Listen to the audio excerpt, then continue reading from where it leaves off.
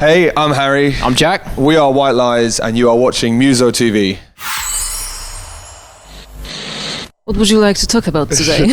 Anything. What would you like to talk about? I think you have to run the show, I'm afraid. No, I don't have to.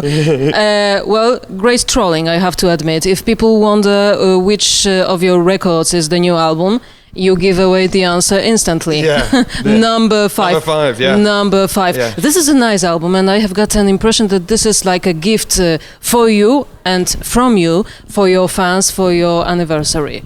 Isn't it? Yeah, I think in some ways, yeah. Like, I think that there's a few songs on the album that we felt sort of quite nostalgic when we were writing, you know, and we felt that we wanted to have a few moments on the album that touched upon the first and second records, you know, and that reminded people of those albums and reminded us of those albums. So yeah, I think there was a bit of nostalgia in there. And actually, Charles and I just spent a lot of time listening to all of the albums, actually, before we started work on this album, and we really tried to drill down into what it is we love about what we do, and try to express that in the recordings and in the songwriting. And yeah, I think we were happy with how the record turned out. I think we kind of did that in a few of the songs. Yeah. This is a really good album, I have to admit. Thank you. And this is not just a PR thing. Yeah. Thank you very much. I'm honest. Well, it's also a courageous record, I have to admit, because not all of the songs are like radio-friendly 3 minutes tunes. Yeah. But it sounds great. Yeah. I think that was... Well, I'm not even sure that was a conscious effort, actually, because we've always tried to write pop songs, you know, and that's like the love of in our band for what we do, and our songwriting is always in like pop and great melody, and yeah, like a track like Time to Give kind of came about by mistake almost. Like every moment we were working on that song, we didn't really know what we were going to do next, and then someone had like a flash of inspiration, and we added something to it that made it better, you know. And the 7.5 minute thing was just because we didn't know when the song was going to fade out, where to stop, where to end it. Yeah, so we recorded tons of ending, like 4 minutes of end, and then we used it all. We used all of it. Yeah, it's an odd choice, but I think it works on that song. Yeah. Yeah, and it's weird, like, yeah, like talking about radio friendly tracks. That was the first song we released on the album, like to introduce the record and to kind of publicize it, I suppose.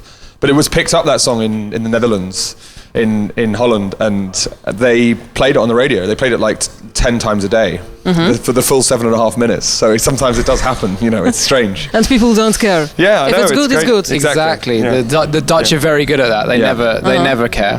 Yeah. Plus, I have got an impression that your band has always been about melodies, and people say that melody is pop. Well, maybe it's something to be ashamed of, but I think that pop is not a dirty word.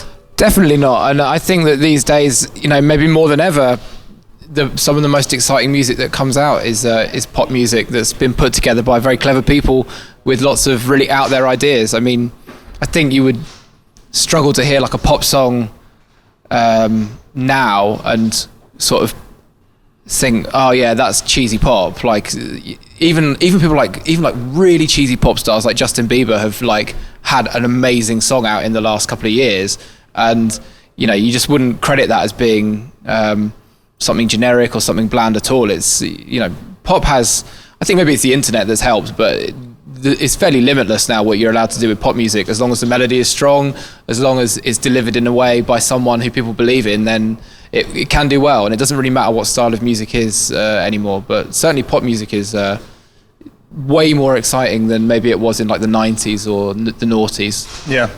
Yeah. Because now you can do whatever you want. Exactly. Even if you're a pop musician, well, maybe not the most popular ones. Yeah. They have to follow some rules, but many of them don't need to anymore. Exactly, and I think that's also born out of the fact that these days you can make you could make a record that would be played on the radio all the time that goes number one in your bedroom. You know, you can do it with one laptop and a microphone. And it's great because, yeah, you see, like, as Jack was saying, like, you see loads of different styles, loads of different like ways of performing, loads of different instrumentation and arrangement in the world of pop music, and some of it's like really weird and wonderful and wild, you know, and I think that's great. Yeah. Have you got new or old pop songs that you would almost kill for?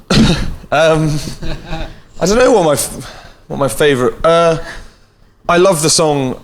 I guess this is like one of the pinnacles of pop, actually. One of the best pop bands of all time, Pet Shop Boys. I love the song West End Girls, and I love all of Pet Shop Boys. Actually, I think they write some of the best. They've written some of the best pop songs ever. But I mean, the list is limitless. I'd kill for an ABBA song. Yeah. Oh like, yeah. Oh, if you could write, everyone. if you could write a song like that, you'd be a happy camper for sure. Yeah. And for you, Jack? Well, I'm just wondering what I think a great pop song and I always sort of in my head it's tied into karaoke because it's one of my karaoke songs. But that Simple Minds song, Don't You Forget About Me, really cheesy. But that's I suppose that is a band. Yeah, they were a rock band, and that's by far maybe their cheesiest song that they ever wrote. But obviously they're most successful as well. In fact, they didn't write that song. Someone else wrote that song for them, which is why it's so cheesy. Yeah. But I count that as like a slightly guilty pleasure because I do think that's the sort of song that's been played so many times for so long, from movies through to like every 80s radio show that ever existed will play that song. And I still love that one. Yeah. Well, let's do some reading behind the lines. You're talking about karaoke. Yeah. Do you like that? Because Of course. I have got an impression that people who are in bands and suddenly come to a karaoke bar, they are like, oh my God, people are like, let's check out. Well, I think Can they really sing? Do they really know what they're doing? obviously the first thing you do in a karaoke bar is look for your own song. Look for your own that's song, gonna be the see if easiest anyone's one got to white do. lies. Yeah. I want to tell a quick story about how on New Year's Eve, not this year but the year before, do you know the karaoke game SingStar on Yeah, of PlayStation? course. Yeah. So we were having a bit of a party at a friend's house and someone had that, and a good friend of ours, Ben, who's a doctor by trade, an actual doctor, challenged Harry to a sing-off on Kings of Leon's Sex on Fire. And we've toured with Kings of Leon. We know all those songs very well. We know how they should be delivered. And actually Ben, the doctor, got within about 10 seconds of beating Harry on points. To be the better singer of Sex on Fire. And we'd agreed that if Ben beat Harry, he would take over the role of lead singer. But Harry clawed it back in the last sort of 20 seconds or so, won SingStar, and he's remained the singer of White Lies. Retired from karaoke. He's retired from karaoke. Yeah. It was close. It was a close call.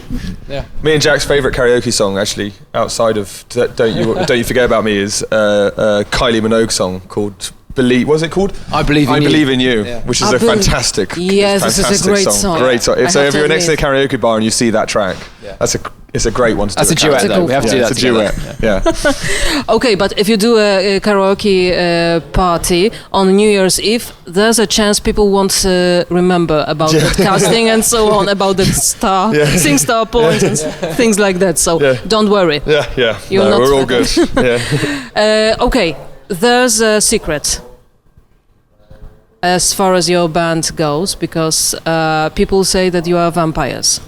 Do they? 10 years ago, you looked exactly like today.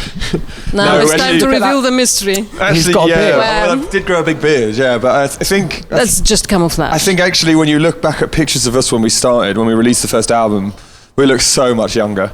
Yeah. Like we look like teenagers. Younger? Yeah. But the thing is, I think when we were 18 or 19, we looked like we were like 14 or 15. Yeah. Because And you now were that we're more 30, serious, maybe. Yeah, maybe. Well, You we were were more maybe, serious. Or maybe it looked like we Maybe. were trying to be more We serious. were trying to be grown-ups at that point, and now I do think we look like we haven't done much hard work in our lives, which is possibly true. I don't think. Yeah, I've been ID'd buying beer in London in the last 6 months, so I always count that as like, yes, still got it. I still look under 25. Yeah, But my hair this- will fall out at some point, and then I'll be done. Or maybe not. No, it will. We'll just It carry might, on. Yeah. it might go great. I'll grow a beard if my hair falls out. We're like Dorian Gray. We've got like Grey. paintings of us as old men in the attic. Yeah. And they get older as we stay the same. Yeah. But you were talking about no hard work in your lives. Isn't touring hard work, actually? Yeah, that was a lie. Touring Yeah. is hard work. Yeah. It is. Touring is, but it's like an intense few months, and then you often get quite a lot of time off, so you can recover. You know, there's not many jobs where you can look at 2 months off and think, and that's normal. You know, and that's a nice feeling. Okay, so during a break like that, what do? You avoid Just- rooms with instruments, Yeah. not to practice, not to be tempted by the drum kit, for example. I definitely leave. Whenever I finish a tour and we have a bit of time off, I leave the drums for a good sort of 2 or 3 weeks. which is maybe a bit risky, but you just need a break from it. You know, it's tiring. I think the main thing I do when I'm back at home that I can't do on tour, and I'm sure this is the same for Harry and for Charles, is just like cooking.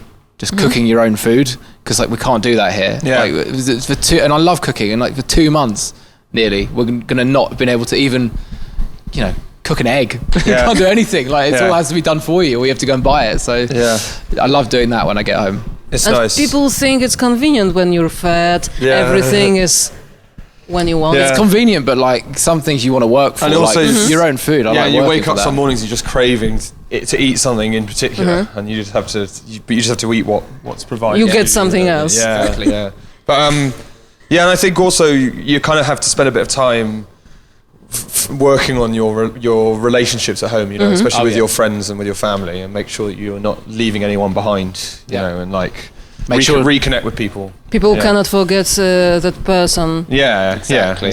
Yeah. Make sure no one wants to divorce us. Nothing like that. Yeah. In the meantime, Yeah. it's quite risky. Yeah. What do you think now about those guys starting their career 10 years ago, about those serious young gentlemen called White Lies? I don't know really. I think that we've always done pretty well, you know. Like I don't think there's anything I would do differently. And I think that I would say to myself at that time, like, just keep going. Just keep trying and keep trying to make good music, keep playing good shows, and try and enjoy it, you know. And I think that's sort of what we've done.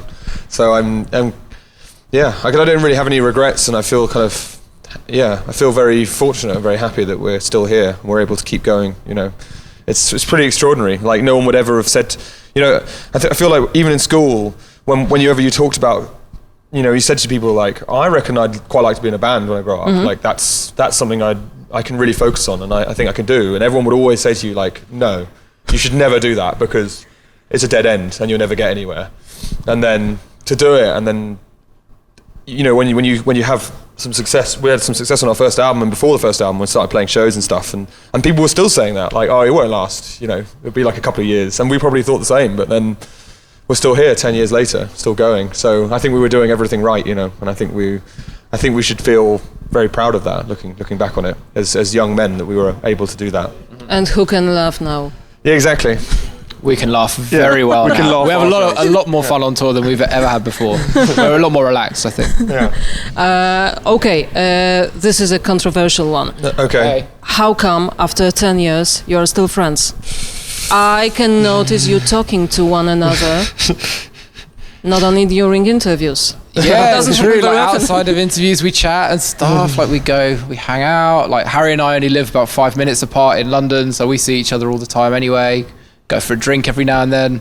I don't know, maybe it's because we've spent so much time together in the last 10 years that all of our other friendships have dissolved, and we've only got each other left, so we have to try and maintain that. It's like this guy or us, and you chose. Yeah, exactly. Yeah, but also like, I don't know, like how would you do this job if you didn't like the people you work with? And like that's not to say we don't all get on each other's nerves. Sometimes it does happen, but it's pretty rare.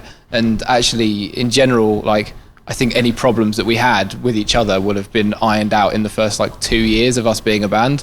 And since then, it's just been kind of easy. Like as in terms of relationships, like we all want the same thing pretty much for the band, and and like I say, when we're back at home, we still hang out. Which maybe that's a sad, lame thing to do. Maybe we should find some new people to hang out with, but it doesn't seem likely. Yeah.